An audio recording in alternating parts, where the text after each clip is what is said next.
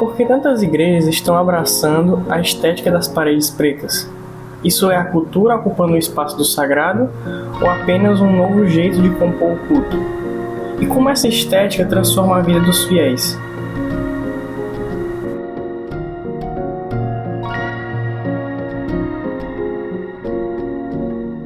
O culto tem uma essência, mas será que a forma pode mudar sem perder a verdade? Sim, a definição de culto, na verdade, é a relação que se estabelece entre a criatura ou o crente, o discípulo, o Criador e o seu Senhor. É a relação de culto, que, na minha perspectiva, ela começa na individualidade, certo? Eu posso prestar um culto ao meu Deus como pessoa, onde quer que eu esteja, não necessariamente num local que também acontece, obviamente, o culto, aquilo que se devota ao Senhor, aquilo que se faz exclusivamente ao Senhor. Mas eu entendo, meu entendimento aqui é que, como nós estamos todo o tempo na presença de Deus e como nós somos movidos pela presença do Espírito de Deus na vida de cada indivíduo, então o culto, como a adoração, ela deve acontecer em todo e qualquer lugar. Também num local designado onde pessoas, 2 ou 3, se reúnem em nome de Jesus, que é exatamente o que ele diz, né? Estando 2 ou 3 reunidos em meu nome, aí eu vou estar no meio deles. Então, eu acho que esses são os elementos importantes. E no culto, o que se faz de verdade é o reconhecimento da presença de Deus naquele lugar. Por isso que tanto na questão individual, né, no parâmetro, no âmbito individual, quanto no âmbito coletivo, seja um grupo menor ou um grupo maior, tudo que se faz no culto é em função da presença de Deus. É o reconhecimento de que Deus está e Ele é digno de ser cultuado, adorado, louvado, exaltado. Então essa é a relação. Para mim, é a relação básica que certamente vai se desdobrar numa liturgia quando você está no lugar mais selecionado. Mas eu acho que todo esse parâmetro de culto, ele vem na herança do Velho Testamento e depois ela transpõe o Velho Testamento para o Novo Testamento e ali muda um pouco, vamos dizer assim, a liturgia, a forma de culto, o local de culto. E depois, ao longo dos séculos, parece-me que nós voltamos novamente aos parâmetros do Velho Testamento. Nós usamos, por exemplo, o prédio como lugar de culto. Então aí você já tem, num certo sentido, uma contradição àquilo que Jesus veio fazer e aquilo que é a essência da igreja. Bíblico-teológica, né? A evolução do Velho para o Novo Testamento, esse é um entendimento que tem que ficar muito claro, que essa é a base de tudo que nós estamos fazendo aqui. E depois você relata que, historicamente, a Igreja Romana, ela foi, num certo sentido, responsável pelo retorno à linguagem veterotestamentária, estabelecendo de novo templos e etc., nós temos na caminhada com a reforma protestante, a reforma da soteriologia, salvação não é mais pelas obras, é pela fé, a sola escritura, né? A palavra de Deus é o nosso fundamento de fé e prática, mas eles não reformaram a eclesiologia. Então eles continuaram lacrados no templo com toda a liturgia que o templo determinou. Então aí você tem o líder, seja o pastor, o padre, o sacerdote, ele é o mediador do culto, entende? Então, assim, todo esse modelo histórico, ele levou novamente o povo de Deus a circunscrever o momento de culto e o momento de adoração a um prédio com uma liturgia muitas vezes rígida. Eu não estou dizendo que seja certo ou errado, estou dizendo que nós tomamos um outro rumo. Então, quando eu cheguei aqui em 83, era um prédio que chamavam de igreja. E nesse prédio chamado de igreja tinha um palco que era chamado de altar, tinha um púlpito, tinha as cadeiras onde o pastor sentava e tinha toda uma liturgia, por exemplo, da celebração da ceia, em que o pastor era o mediador, os diáconos eram os que oravam, o pastor consagrava os elementos, né? E o povo sentava simplesmente para participar e assistir aquela mediação. Então o pastor ora pelo filho, ora pela consagração da criança, o pastor é o que batiza todo mundo. Então era uma centralidade que eu pessoalmente, por não ter nascido no Evangelho, eu não vivi isso, eu vivi o contramodelo, né, vamos dizer assim. Então eu disse, isso não está correto. Nós temos que liberar a igreja, temos que libertar a igreja das quatro paredes. Foi aí que nós começamos uma evolução a partir de 83, quando eu cheguei no primeiro ano, eu fiz exatamente como era para ser feito dentro daquele auditório, dentro daquele local, com toda aquela liturgia. Então você tem o hino de entrada, você tem a leitura, o momento da oração e depois você tem o momento da oferta e depois, se tem ceia, os elementos são consagrados, né? Há uma oração, todo mundo ali com um ar de muita seriedade, muita contrição, né? E aí depois você tem a pregação da palavra, né? Aquele tempo, e ao final você vai fechar com o hino, com a oração. Então essa é a liturgia que acontece dentro de um auditório. Então no segundo ano nós começamos a quebrar o ícone do templo, quando nós saímos com a igreja e fomos para um auditório de um hotel. Então a IBC ela passou por isso, mas foi uma coisa intencional, exatamente para tirar a igreja das quatro paredes. Depois que nós saímos daqui, fomos para o hotel, do hotel a gente foi para uma tenda, uma palhoça, na verdade era uma palhoça aberta dos lados, que é para dizer, isso aqui é só um abrigo, é como se fosse uma árvore, isso aqui é só uma sombra para nós, certo? De lá nós fomos para o 7 de setembro, a igreja foi crescendo, era um monta e desmonta num ginásio super quente. E de lá nós viemos para cá, onde nós estamos hoje, que é uma tenda aberta. Ela é um símbolo, vamos dizer assim, de uma igreja que se movimenta, que não está presa. Então, por exemplo, você vai notar num culto de domingo aqui que pessoas, enquanto está rolando a liturgia mais contextualizada, usando alguns recursos da pós-modernidade, da tecnologia também, mas a igreja ela está louvando lá no pátio, na entrada, tem gente que fica lá com um cachorrinho, outro está correndo com a criança, entendeu? E a adoração e o louvor e a liturgia está acontecendo no coração daquela pessoa que está ali presente porque veio se congregar com o povo de Deus, como um reflexo e um desdobramento daquilo que acontece na vida do indivíduo. Ele, o Espírito Santo e a palavra de Deus, oração, louvor, contrição, tudo, todos os elementos, né? Você tem na vida do indivíduo com a espontaneidade do Novo Testamento. E aí ele se reúne de casa em casa em vários lugares. Toda a liturgia, a ceia do Senhor é celebrada nas casas, né? É possível que um grupo possa batizar, discípulos batizam discípulos, a oração, a pastoreio mútuo, a ensino mútuo. Então a mutualidade, a reciprocidade dos mandamentos recíprocos passam agora a ter lugar, não num auditório, não sob quatro paredes, mas em toda a cidade, tá? E aí nós nos reunimos sim, também aqui aos domingos, como um desdobramento disso tudo que acontece durante a semana. Quer dizer, a estética ela tem que ser coerente com o princípio. Eu tenho um princípio. Então nós ao longo dos anos como igreja optamos pela estética que, num certo sentido, pudesse conter a dinâmica do princípio. Entendeu? Não dava para manter a estética antiga e você querer viver o princípio de uma igreja neotestamentária, ao meu ver, né?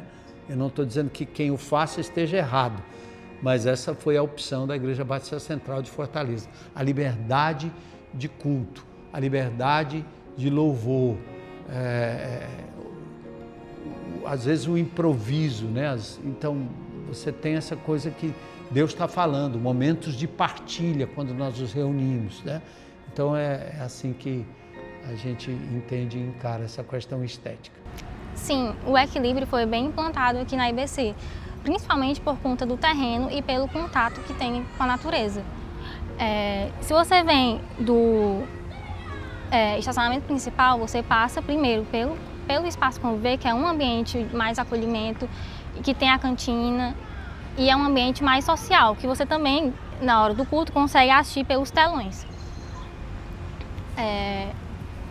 Aqui, a partir daqui, é um espaço de transição entre o Espaço Conviver e a igreja, que tem esse paisagismo muito bem pensado para também trazer deixar convidativo essa entrada para a igreja.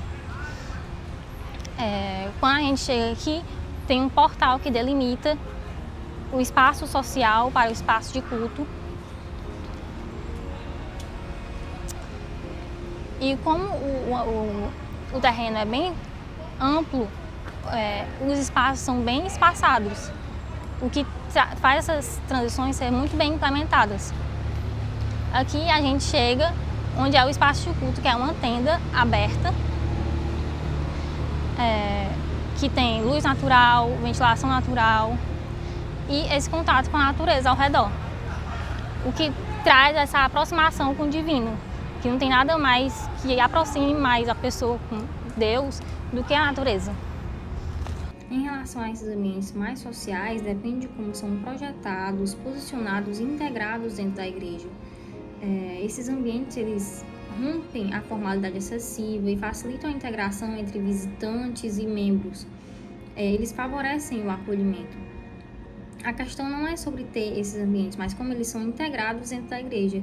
Precisa ter transições claras. Por exemplo, se a cantina fica muito perto do local de culto, pode tornar o culto algo mais social do que espiritual. A falta de tradição pode causar a perda dessa atmosfera de reverência. Então, eles só se tornam uma distração quando eles substituem o papel central da igreja como um local de adoração. E a arquitetura tem um papel fundamental nisso, de trazer o equilíbrio entre a comunhão e a sacralidade.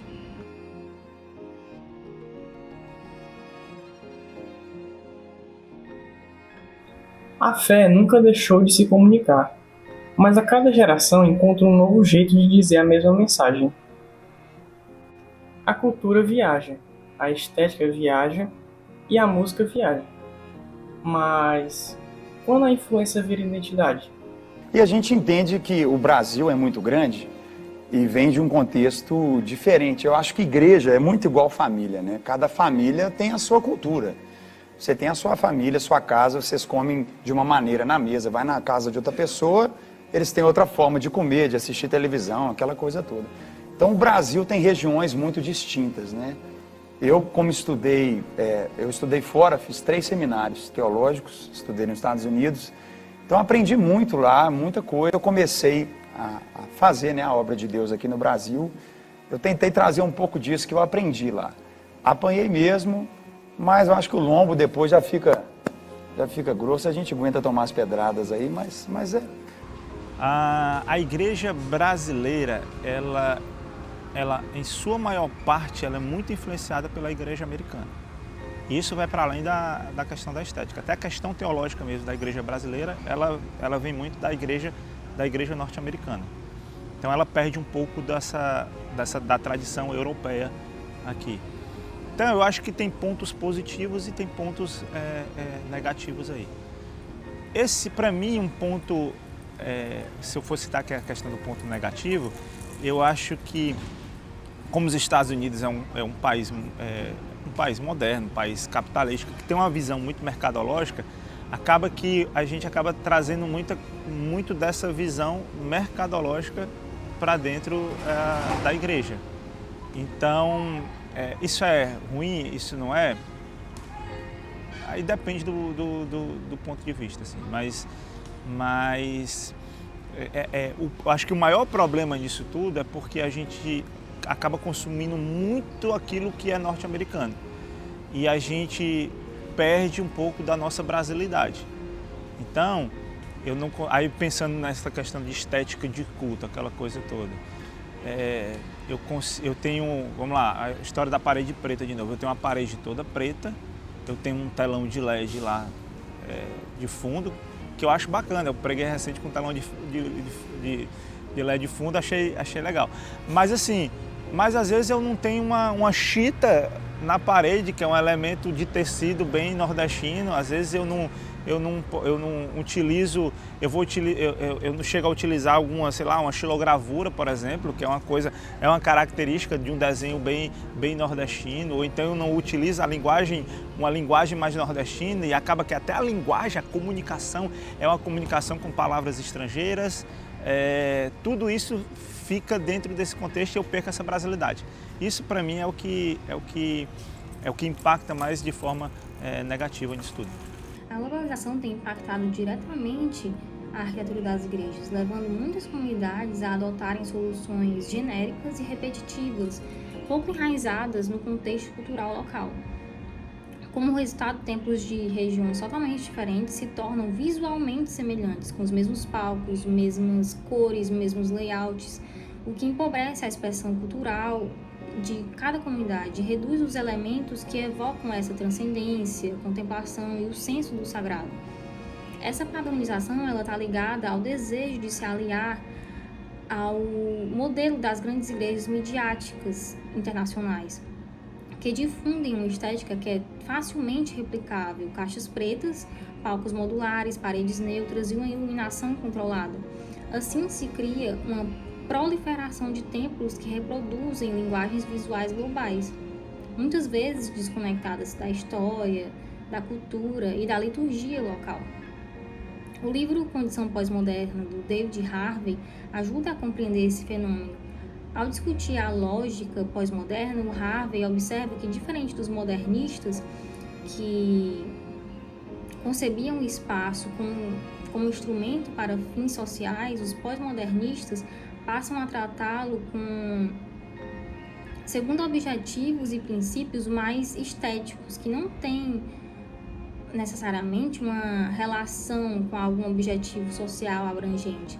Essa mudança de perspectiva contribui para que muitos templos adotem soluções arquitetônicas guiadas por um ideal estético internacionalizado, mais preocupado com o impacto visual do que com o significado simbólico, comunitário ou litúrgico. O ideal não é rejeitar soluções contemporâneas, mas adaptá-las ao contexto regional, à identidade da comunidade e às demandas específicas de cada igreja, preservando a singularidade espiritual e cultural de cada espaço de culto.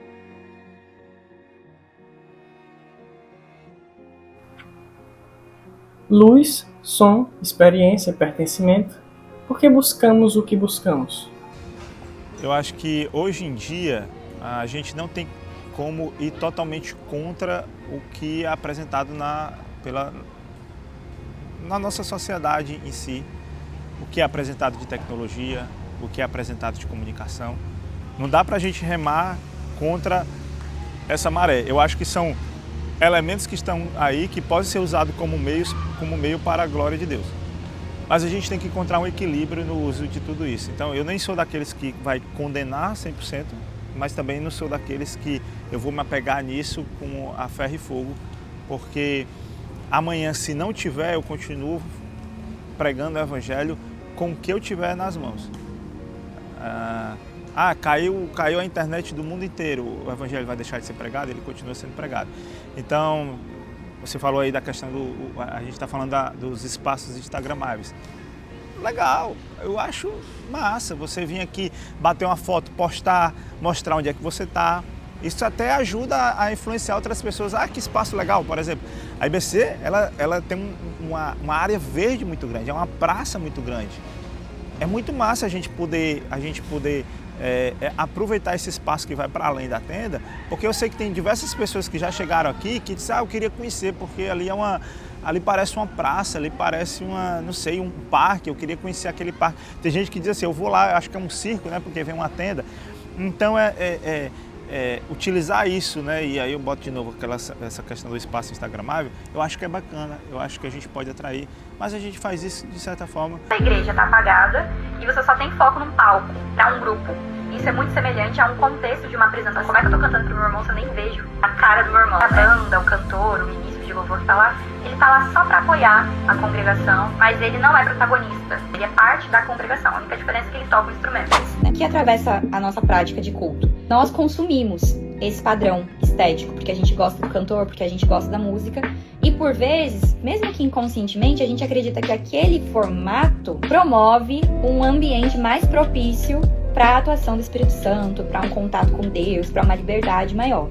E muitas vezes o discurso que se tem é esse. A gente apaga a luz para as pessoas ficarem mais confortáveis, para as pessoas, se quiser chorar, ficar mais à vontade para chorar e tudo mais. E aí um dos argumentos é esse, um ambiente mais intimista para as pessoas ficarem mais confortáveis. Outro argumento é para favorecer a transmissão, por exemplo, a parede preta. A gente pintou a parede por conta da transmissão. Faz sentido pensando em audiovisual, mas essa estética, ela é muito semelhante a uma estética de um auditório, de um teatro, de um cinema, ou mesmo de um show. Então a gente acaba identificando os padrões. Isso tem algumas implicações na vida da comunidade cristã. De certa forma, isso pode prejudicar esse sentimento de comunidade dentro do culto. E aí eu falo com muita sensibilidade. Não estou também querendo demonizar um padrão estético, porque isso é forma. Mas quando a gente pensa em princípio, em função, uma das funções do culto é valorizar o sentido da comunidade, do corpo de Cristo, do uns aos outros. Uma das instruções bíblicas a respeito do canto na comunidade é que ele seja um canto de instrução, um canto de mutualidades. Então, como é que eu tô cantando pro meu irmão se eu nem vejo a cara do meu irmão, né? E aí, por conta disso, a gente acaba perdendo essa compreensão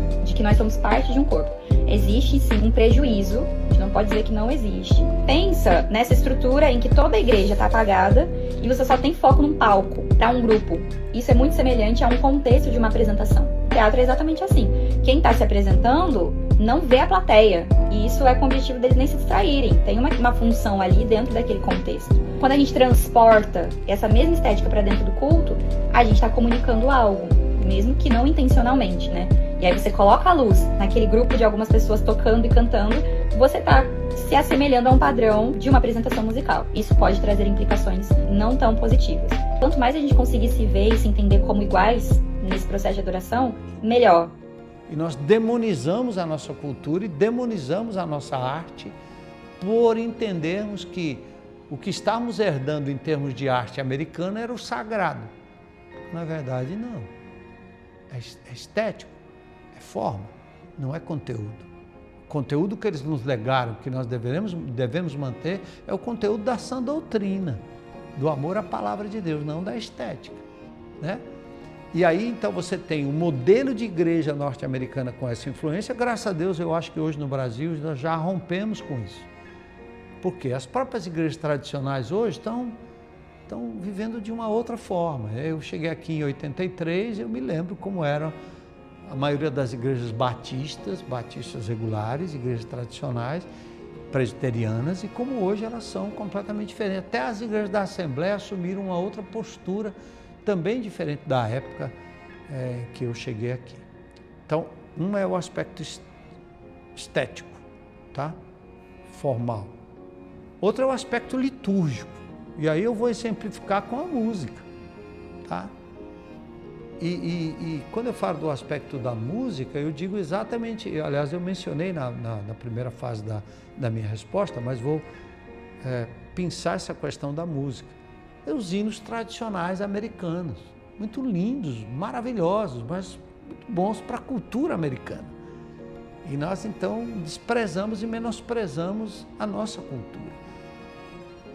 E mesmo assim, olha que interessante, né? Mesmo com a evolução, quando nós largamos os hinos, nós agora temos os cânticos espirituais, que agora todo mundo canta a mesma coisa que é lançada numa igreja X, não só lá fora, né? Você tem o exemplo da Hillsong, por exemplo, que tem uma grande influência tanto na Europa quanto nos Estados Unidos, que foram movimentos de louvor e adoração que são copiados em milhares de igrejas no Brasil.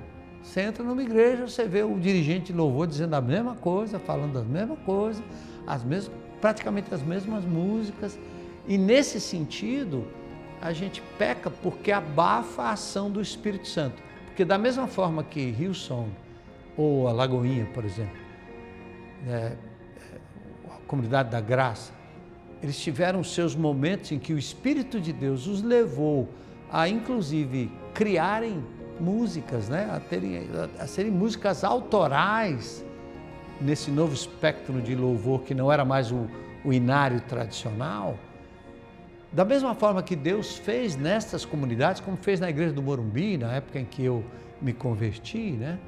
Músicas fantásticas, maravilhosas da Igreja Batista do Morumbi, Missões e Adoração, em que muitas igrejas do Brasil acabaram aderindo e cantando também.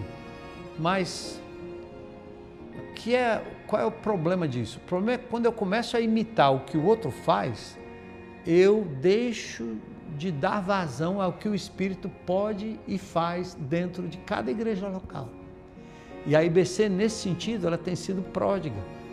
Por quê? Porque nós, ao longo dos anos, nós temos aqui inúmeras canções que foram produzidas aqui mesmo, que fazem parte do nosso cancioneiro, que tem relação com a nossa realidade, com a nossa vida, por estética pós-moderna. Eu acho que a gente pode entender um pouco dos elementos da tecnologia, que Jesus não tinha. Para ir de um lugar ao outro, ele tinha que andar de jumento ou a pé, né? Então, os carteiros romanos tinham que levar a correspondência de um lado para o outro. Hoje não. Hoje você tem internet. Hoje o que se fala num púlpito é transmitido para milhares de pessoas simultaneamente. Hoje nós temos reuniões de grupos de relacionamento que se reúnem online, né? Pela necessidade, pelo distanciamento, pelo momento, pela vida que nós vivemos. Então há vários elementos da estética que a gente poderia dizer pós-moderno, do mundo pós-moderno, que obviamente são inseridos. Microfone, né? A gente tem microfone, a gente tem transmissão ao vivo, né? Isso é importante. Você tem um equipamento de som, onde as pessoas podem ouvir de forma clara o que está sendo dito, né? Agora, você tem uns outros elementos que entram, que aí eu acho que nós podemos usar, mas com muita moderação e muito cuidado. Que é, por exemplo, aqui na IBC, né? Pastor, você tem que ter um telão aqui atrás, enquanto você fala, você tem todas aquelas imagens, aquelas coisas. Eu digo, não, né? Eu entendo que as pessoas hoje, elas estão acostumadas aos vídeos, a imagem é um elemento muito importante, mas eu ainda não consigo abrir mão da prédica limpa. Você pode usar os telões para o esboço, para a leitura. Então, antigamente, todo mundo com a Bíblia na mão ficava de pé e lia da Bíblia. Hoje não, a Bíblia está projetada. Então, hoje a Bíblia está no celular, né? Então, você não precisa andar com aquele monte de papel na mão, porque está tudo aqui, é um arquivo enorme aqui nas suas mãos. Então isso não muda nada. Não tem sacralidade no papel. Tem sacralidade no conteúdo bíblico que agora está aqui em forma forma digital, tá? Então eu posso usar um telão nesse sentido, para facilitar o ensino, para ilustrar, mas eu acho que tem um momento que a gente passa do ponto. Quando eu vou em alguns locais, eu vejo, enquanto a pessoa está falando, você tem ali umas coisas acontecendo, é o fogo, depois são as estrelas, né? Um negócio assim, é melhor o cara sentar e assistir um filme e tá tudo certo, né? Então acho que tem momentos e lugar para tudo isso. Som é também uma coisa importante, né? Você vai em todas as igrejas, todo mundo tem a preocupação com o som, mas eu acho que a gente às vezes exagera um pouco. O som ambiente ele tem que ser de tal forma que ele não agrida, né? Você tem inclusive uma questão biológica, né? Os decibéis que acabam prejudicando a audição das pessoas. Então não é o barulho que vai me tornar mais piedoso ou mais próximo de Deus, não é. Então você tem que ter um som que se ouça os instrumentos que são tocados, né? Que se ouça as vozes que estão cantando e que a prédica de quem quer que esteja ensinando, não importa o tempo, se 10 minutos, se 1 hora, mas que tem que estar claro para todo mundo nesse local que é um anfiteatro, né? Moderno e etc. E aí você tem alguns elementos que são os elementos da estética que talvez confina as pessoas e mexe um pouco no emocional. Aí você tem um lugar, umas paredes pretas, né, com as luzes piscando de todo lado, de todo jeito, você causa um efeito que talvez não seja o melhor efeito, e eu não usaria esses recursos dessa forma para fazer com que a verdade da palavra de Deus entre no coração e seja mais do que um entretenimento, seja mais do que um baile funk gospel, né? Seja mais do que um lugar onde eu estou com um som tão alto, as luzes, porque eu sou músico, eu sei qual é o efeito da música no coração, na mente das pessoas, né? O rufar dos tambores numa batalha tem um sentido. Uma música fúnebre, ela tem um outro sentido, tá? Então hoje você sabe o que é que uma música romântica faz e o que um pagode faz, né? Ou um paredão, né? Então, como é que você usa a música dentro desse contexto litúrgico? Eu acho que muita gente simplesmente copia e cola o que se faz por aí, ao invés de pensar esteticamente, né? Qual o efeito disso no coração das pessoas, né? Então eu acho que a palavra, a prédica, a fala, ela é, num certo sentido, até aqui, ao meu ver, insubstituível. Então é um lugar central. Se eu quer que você fale 10 minutos ou 1 hora, eu acho que ainda há lugar para que a palavra de Deus seja explanada, explicada, desse contexto de grande congregação. Não deve ser o único lugar de aprendizagem, nem o único lugar de se ouvir a palavra de Deus durante a semana. As pessoas têm que vir alimentadas da palavra para um direcionamento, um complemento, etc.